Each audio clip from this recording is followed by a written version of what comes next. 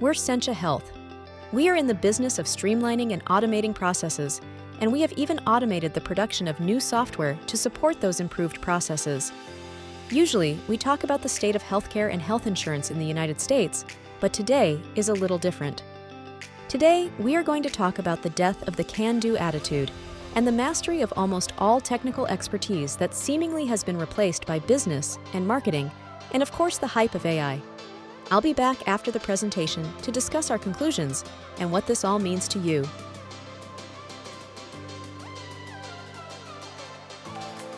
Normally, we talk about healthcare and health insurance, but today's a little different. Today, we are going to talk about the death of the can-do attitude and the mastery of almost all technical expertise that seemingly has been replaced by business and marketing, and of course the hype of AI. Usually, we talk about things in a problem-solution formation, and that is what we are going to do today. We will present our conclusions after the solutions section. Let's dig in.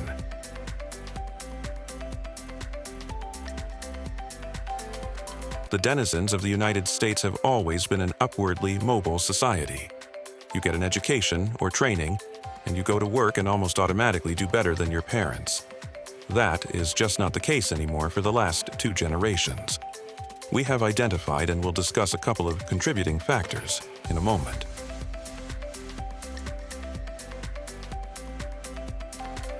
We, in the US, idolize the successful. Years ago, that was someone that could do something amazing. Test pilots, astronauts, your weird uncle that could rebuild a carburetor blindfolded, people who could play the guitar or speak multiple languages. We idolized people that could do things we couldn't do, things that it seemed impossible for us to accomplish. We attempted to emulate these heroes.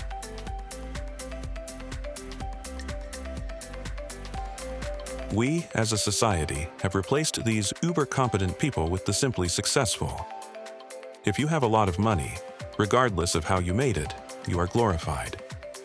Here, we have a class of people with no particular talent, who happen to be standing at the right place at the right time, basically getting lucky. Maybe it was an accident of birth, your parents were rich. Maybe you were a minor software investor when someone pitched a new picture sharing or payment widget. Maybe a tech leader purchased too much hardware for his company, and the only way to avoid bankruptcy was to start renting out bandwidth to the world at large. These are accidents. Anyone in that place at that time would have made the same decision.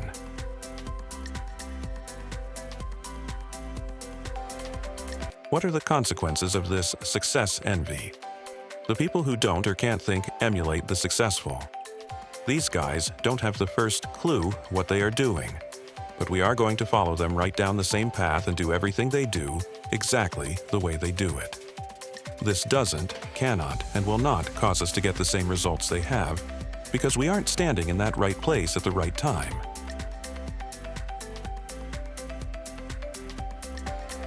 What is wrong with idolizing the successful? Who are we going to emulate if not them? We don't strive to be able to do anything but be successful.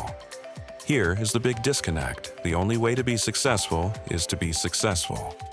If you aren't successful, the only way to get successful is virtuosity.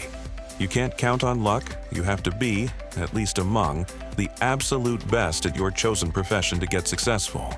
Yes, the children idolize music stars and sports figures. Yes, this is a form of virtuosity. You aren't going to be a music star or sports figure. You certainly aren't going to be an influencer. You need to find that thing that you can be best at and just do it to death. The price of your lack of thinking and virtuosity is failure, caused by blindly following success.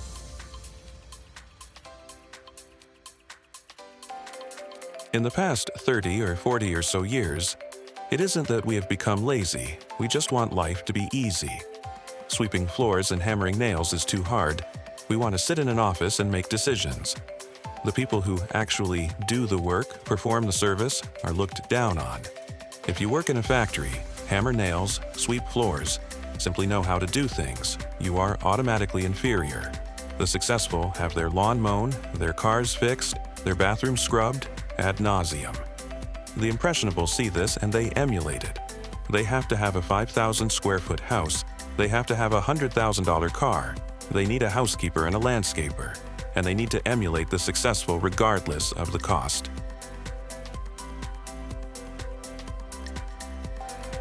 The natural consequences of this are that first, we have a generation, now two, of people who can't do anything.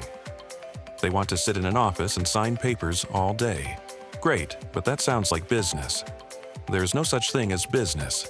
There is producing a product or service, but there is no business. There is accounting. That is just counting the beans and honestly, is a lot like plumbing or roofing. Just a skill applied to a problem. That isn't business. If you can't personally provide the product or service your company provides, you can't run that company. More on this later. If you can't personally, at least at a high level, produce this product or service, you have to excel at two things: being the cog in the larger machine, virtuosity, and convincing your supervisor why you are the best and why he needs to keep signing your paycheck. This is the cost of your need for easy. Nothing ever gets done.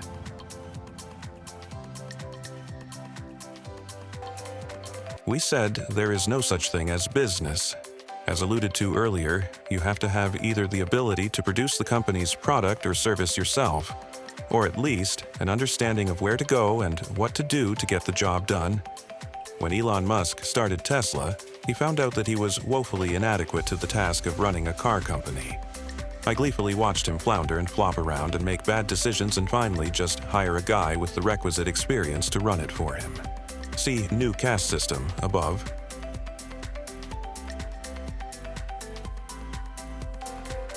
Further, the entire company is predicated on several false assumptions. We aren't ready for battery cars, and we may never be. You can debate that one in the comments if you like.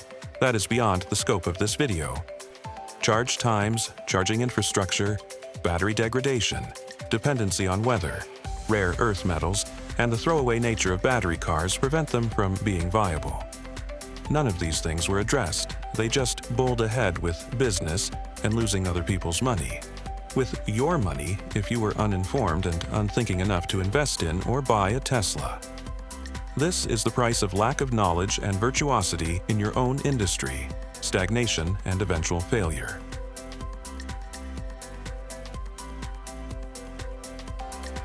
All that said, there's a feeling of the future is now, just like in the 50s.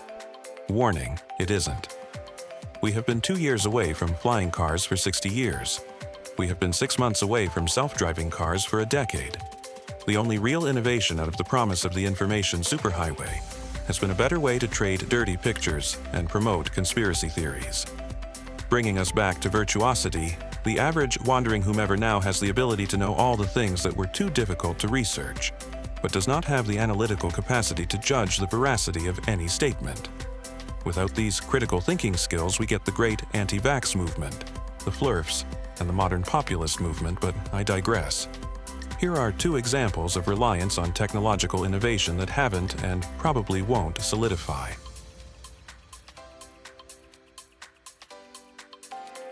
Batteries won't get good enough to equal fossil fuels. They are heavy and they are not energy dense enough.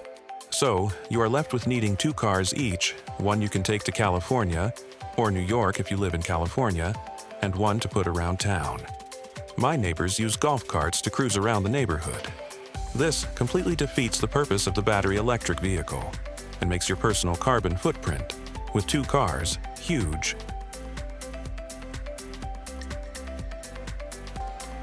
Artificial General Intelligence, AGI, is not coming.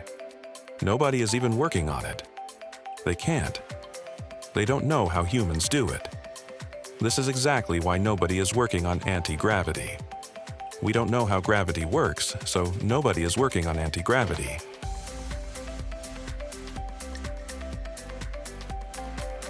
These 2 huge, potentially world economy, crashing examples of falsely promised technological innovation could literally kill billions of people. First, battery cars flop, then AI flops, and suddenly we remove trillions of dollars of investment in the global economy, and businesses and even governments start to fail, like they did in 2008, and people start dying. The services they rely on from those businesses and governments suddenly aren't available and are necessary for people to live. So they don't live, They will die because someone, somewhere, almost everyone, did not have the critical analytical capacity, the ability to think, the virtuosity to put together that battery cars and AI and all the other hype on the planet has no substance. This is the price of your lack of understanding about technological innovation, crashed economies, and death.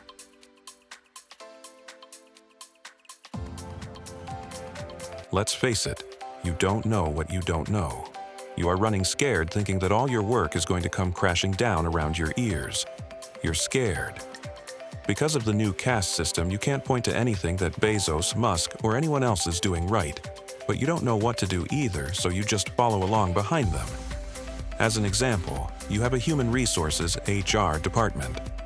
Your attorney told you needed one, so you have something to point to when someone sues you for harassment. You don't like getting sued, so you hired an HR department.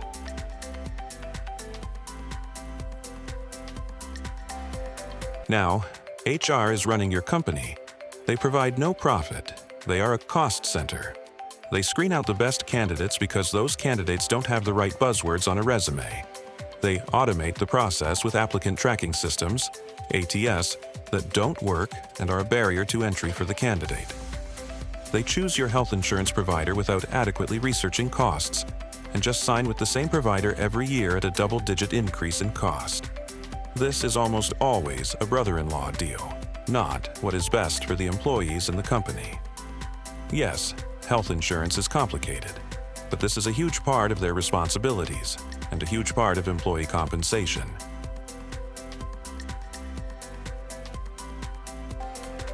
Finally, HR enforces the "be nice" rule. This is work. We don't need to be nice, we have a job to do. Nice is oil for the frictionless machine. Do you need to be nice to your computer? Then why do you need to be nice to the tester that is hemming in front of your desk when you are working on something mission critical? The short answer is that you don't. The correct answer is to tell him to leave firmly. If he does not, you have every right to not be nice. This is the price of your fear. The HR tail wagging the dog that is your company.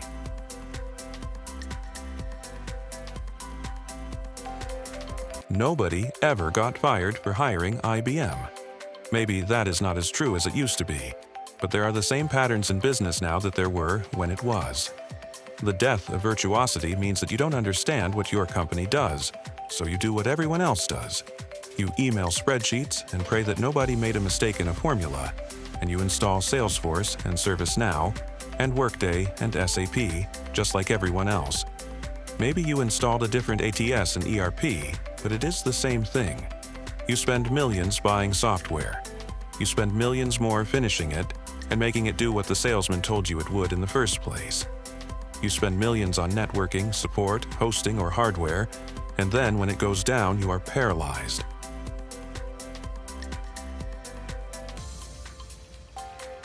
Meanwhile, you are doing business just like Jacob Marley did in 1843.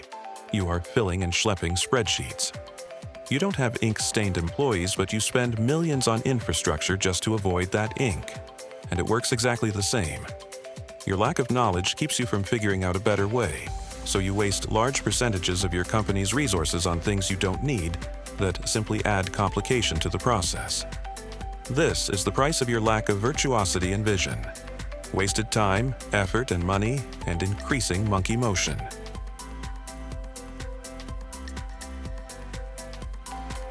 If nobody has any specific knowledge of anything, no virtuosity, then all opinions are equal. We then follow either the loudest advice or the advice of the salesman. The former has no particular merit, the latter has a built-in conflict of interest, and both are equally invalid on their own. Your YouTube PhD is not as valid as a real PhD. Your need to feel smart and prove others wrong does not make your opinion fact. Not that having a PhD automatically makes you the font of knowledge on everything, but it does mean your knowledge is supreme in your area and at least worth listening to on everything else. The point is that without your own virtuosity, your own work to learn as much as is humanly possible about what you do and how you do it, you can't judge the veracity of what a loud salesman tells you. You create your own PhD in your area of expertise.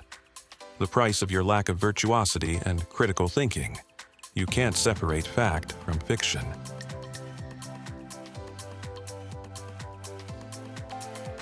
The good news is that this is all reversible. While there isn't 2 cents worth of difference in any of us, there have been people with vision and drive throughout history that have pushed us to this point. And a good point it is. Sir Isaac Newton et al. Said in 1676, "We all stand on the shoulders of giants," meaning that nobody exists in a vacuum, and we only extend the work of those who have gone before. It was true then, and it is true now. While it is frustrating that the greatest invention of all time, the internet, is mostly used for trading risque images and promoting conspiracy theories, at least we have it. Now let's introduce a few steps that will bring us back, personally, to a place of virtuosity and critical thinking that are easy to implement and make this society worth saving.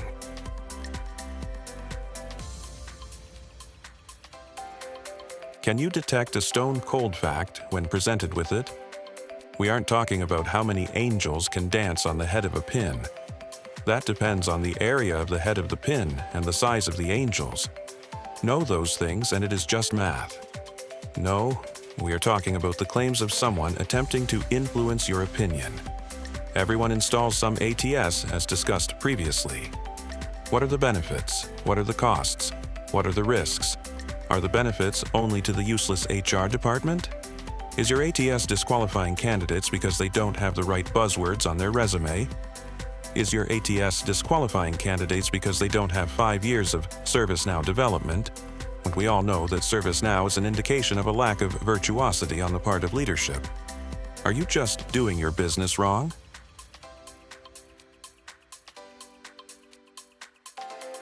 Learn to think critically and ask the tough questions about who benefits and real costs and risks, and display the virtuosity of critical thinking, instead of just following the flock.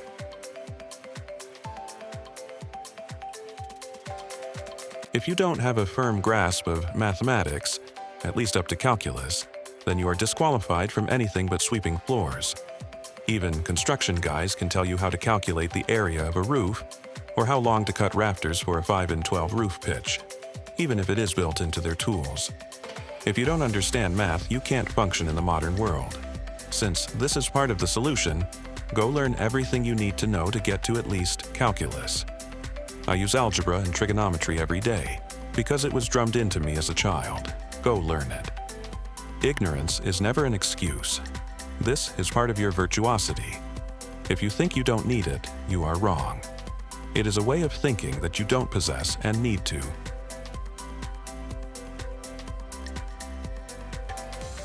The scientific method works. Notice the period at the end of that sentence. It doesn't require belief or even knowledge of the fact, it just works. If you belong to one of the groups above, the anti-vaxxers, the flirfs, the populists, fine. Just keep your opinion to yourself. The rest of us might think you are a perfectly reasonable person, with perfectly reasonable values and not prone to believing an unsubstantiated story because you don't have the capacity to disprove it. If you don't have the capacity to disprove it, just shut up. This is your religion, and everyone has a different religion, and nobody has any interest in hearing yours.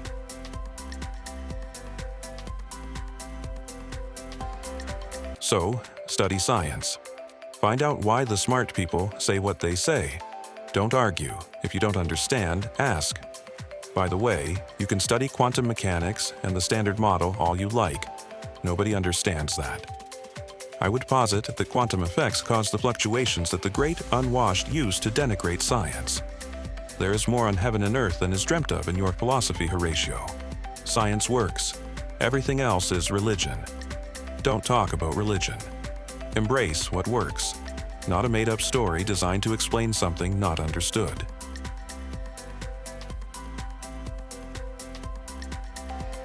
Speaking of philosophy, Horatio, go learn a little about it. I am not some egg-headed liberal arts major, but there is good stuff out there about the human condition that you need to know. You don't even have to read most, or even any of it. Go do a YouTube search for The Great Thinkers. You should probably avoid anything about Steve Jobs or the Pope, however. Personally, I prefer Dietrich Bonhoeffer, Friedrich Nietzsche, and from a completely functional perspective, Niccolò Machiavelli. Understand what they said and why they said it. Take what you like and leave the rest. Be warned, though, saying that they are wrong is a slippery slope.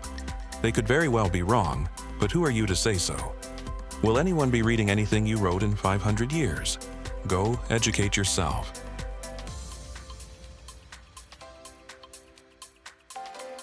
Find a museum. Spend a lot of time there. Read everything they present. Talk to the docents.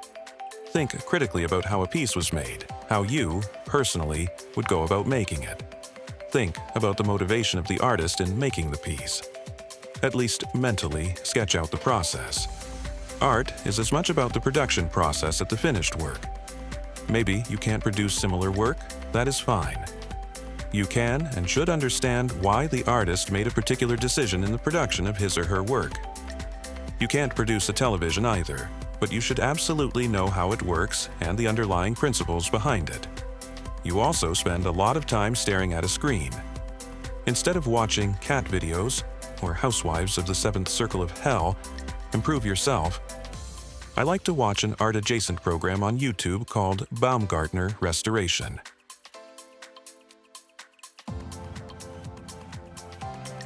You have been done a great disservice. After Reconstruction in the U.S., W.E.B. Du Bois advocated higher education for African Americans. Booker T. Washington advocated vocational training, like plumbing and the trades. Mr. Washington was wrong. In fact, we were, and still are, all wrong. Maybe Nietzsche has nothing to do with installing a toilet, but he has everything to do with understanding why the world is the way it is and getting along in it. As such, it is critical knowledge to combat the kind of conspiracy thinking we hear so much about these days.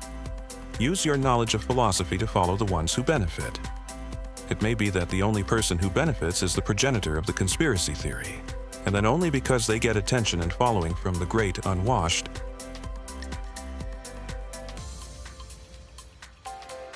This is a big old complicated world we live in, and you're given a pass for not knowing everything about it.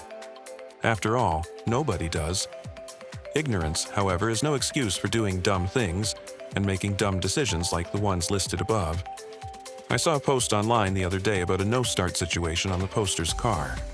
My advice? The short version is to take it apart and test the parts. You can't know what you don't know, so go find out.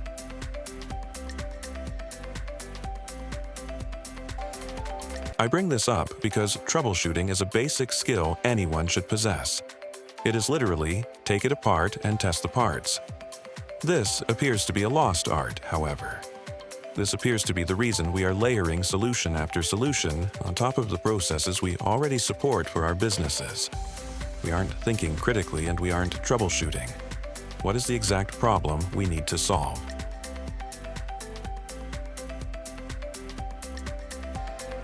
What is the proposed solution and how does it solve the problem? Finally, who benefits? If you and yours aren't the biggest benefiters of a solution, why are you implementing it? Is it fear? Is it success worship? Do you really understand the consequences of your actions? I can tell you that every action will have unintended consequences, and you are not ready for those.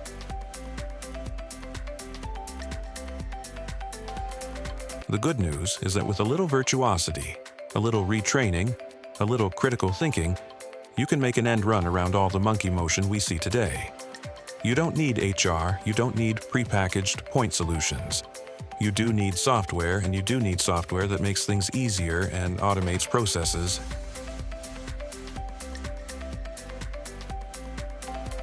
As an example, we at Sencha looked at the health insurance industry.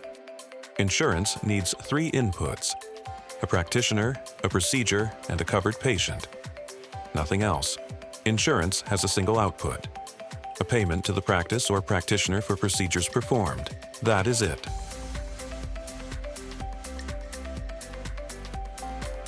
If Sencha can automate the entire health insurance process by critically thinking about inputs and outputs and automating everything in between, you can automate your business in the same way. This is not an advertisement for Sencha. This is an example designed to make you think. You will be forgiven, though, if you did think critically and ask yourself, why did he tell us that? Or, who benefits from that story?